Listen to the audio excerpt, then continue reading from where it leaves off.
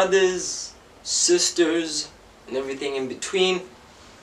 Kamala Viwe, the brother from the ancient mother. Welcome to yet another one of those delectable Headspace album reviews. Now, I'm talking about an artist who really needs no introduction because he is the unanimous voice of South Africa's Gen Z. He is the one that got away for Ambitious Records, who turned into undoubtedly one of the most influential rappers of this era. I'm talking about none other than the brother from Atteridgeville, Pretoria, although you'd never tell if you listen to it. A-Reece, with yet another project, and I say yet another because he has an incredibly prolific record. Like, he keeps pushing out content. It's one of the things I like about him. You could tell there's not much interest in other things than the music. The core of what he does emanates from his love of rap and his love of connecting with his audience because of what he can do. And what can he do, really? I'll tell you what he can do. He can do a really good impersonation of what a young South African kid imagines it is to live like in this imaginary box of global power and Americanized influence. A-Reece truly is an expression of his generation. A generation that really fed on generic media content at a time when South Africa was really starting to push out a lot of international orientated things, and there was a great lack of content which spoke to our culture, which spoke to our path, and which most importantly spoke to something that was individually special about the South African zeitgeist and everything happening in this country, good or bad, and how it mixes in and becomes this sordid tale of beauty and glory and gore that we can all feed from, just as generally as Abantu, but most importantly as artists. A-Reece plugs his resources from a foreign scope. He is from Pretoria, literally, but he is in America, spiritually. And I say that in a way to kind of get us focused into this question of what sourcing from the global collective consciousness does for an artist in their local context. We cannot pretend like we do not operate on foundations that are very specific to our particular localities. And when it comes to A-Reece, one of the things that have never pushed me to truly value and appreciate the art he puts out is that it feels like a inferior rendition of whatever young kids in America are doing. Whenever I hear A-Reece, I hear a Diet Nasty C. I hear an artist who's able to do the same thing Nasty C succeeded in doing with a little bit more edge. Maybe I could call him Evil Nasty C. Because they stand in a kind of binary, perhaps I should do these reviews in Xhosa with subtitles just to push the authenticity thing going. But they stand in opposite ends of this American culture spectrum.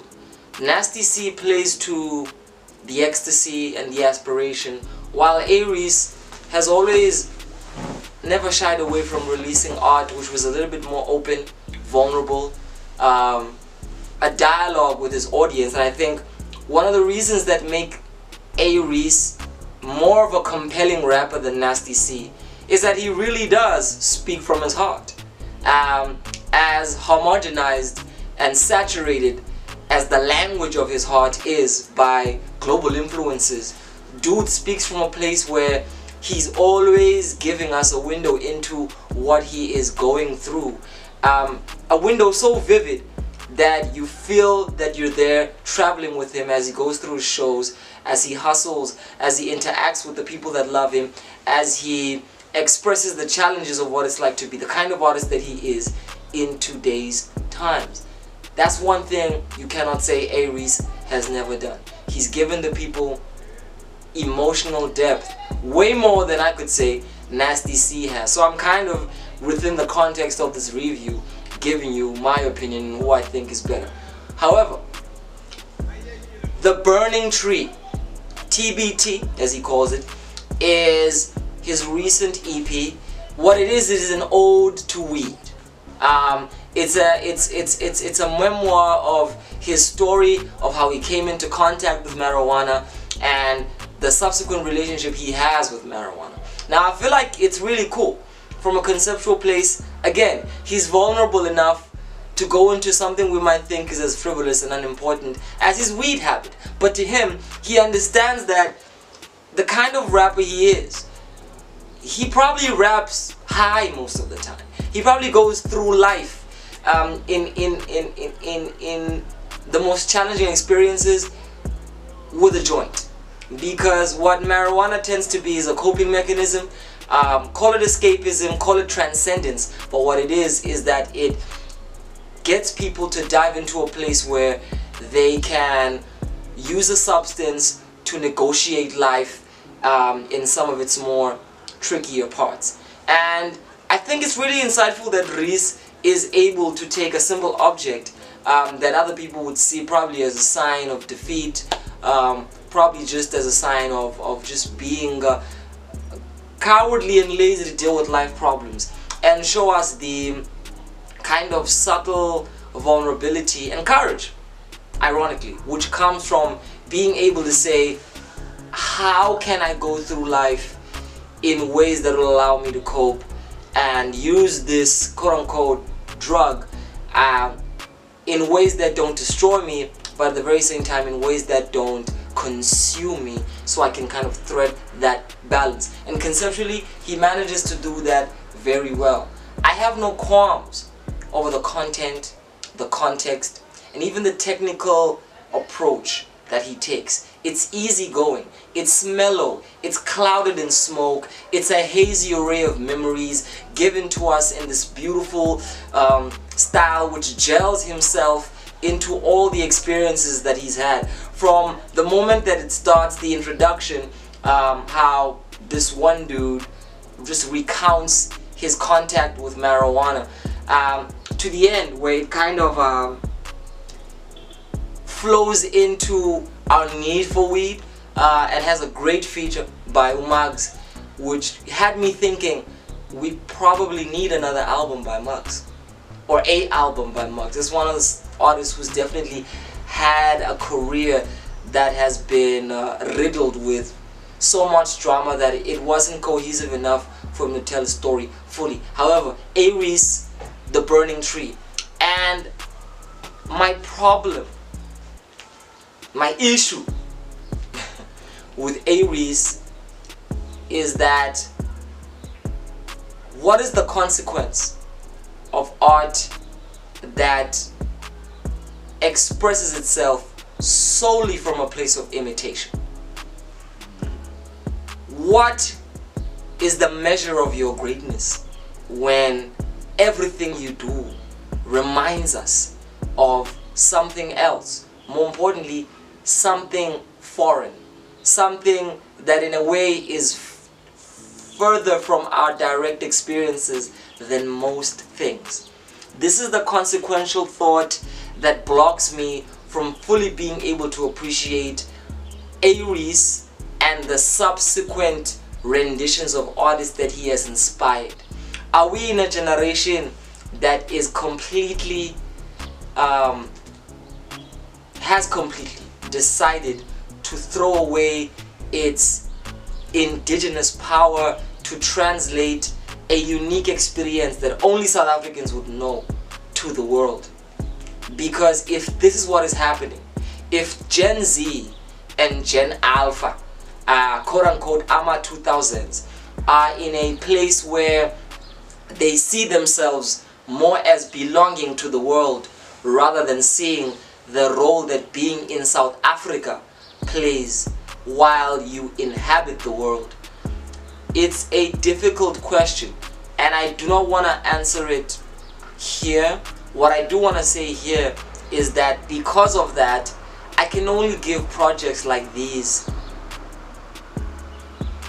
5 and below, because for production value alone, the sheer mimicry is not enough. The idea that artists can get away with nothing but pure inspiration is something that goes unchecked by an industry which is not about cultivating artistic growth and development, but about really just pulling out the capitalist machine and creating, or rather recreating and reconstructing models of things that sell.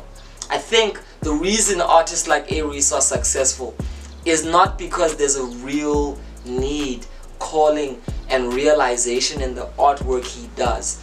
It is because it's viable on a global scale. And for people who play into aspiring to be internationally acclaimed, it feels like an open door to transcend Africa. And I do not believe this transcendence is possible. I think you can only grow from where you come from. You can never fully transcend it, because you will always have a part of you that beckons back. So I should probably say Reece, or rather Little Honolo, where is the Pretoria? You know, where is the Atteridgeville? Where are the subtle nuances of Spitori?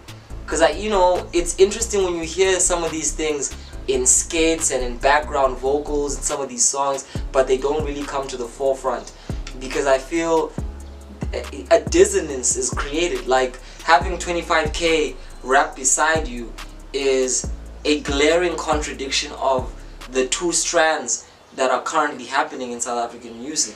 And I think this unapologetic mimicry and obsession with the West and America is something that is artistically shooting artists in the foot, because I think we should start learning from Nasty C. We should start learning that eventually the greatest artists who become proponents of a world influence are artists who are able to take us into aspects of the human journey that open portals into people's unique indigenous experiences as well. And you might accuse me for wanting to forcefully bridle a generation which is obviously inspired mostly by American tropes to, I don't know, some kind of Kasi motif. That's not what I'm saying. Rap in English if you prefer. However, there is something about using references that aren't even relevant to the reality we live in. You know what I mean? If you're going to rap about brands of alcohol, forms of architecture, slang terms which don't particularly sit naturally in a South African setting, then what you're doing is you're playing into a fantasy world and you're not depicting the reality of where you come from. So in the words of the great phrase which haunted the first generation of South African MCs into searching their souls and trying to find something which was truly them, A-Reece, Asimo Statesman. Asimo Statesman. And as a result, because Asimo Statesman, where are we? You know? Sisemzansi, sure, but what does that mean for you? I'm talking to A-Reece and any other artist listening.